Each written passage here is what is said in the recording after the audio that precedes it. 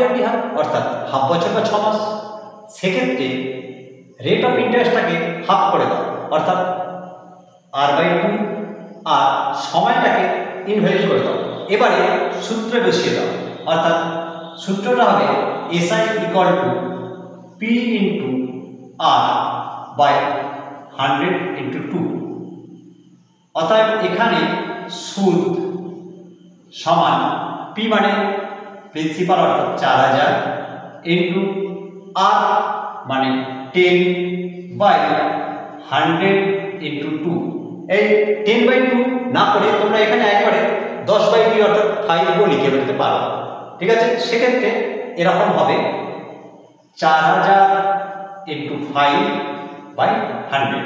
ওকে, এবারে ক্যালকুলেশন করো, শূন্য কেটে দাও, 2 5 5 4 20 মানে 200 টাকা। এটাতেও একই হবে।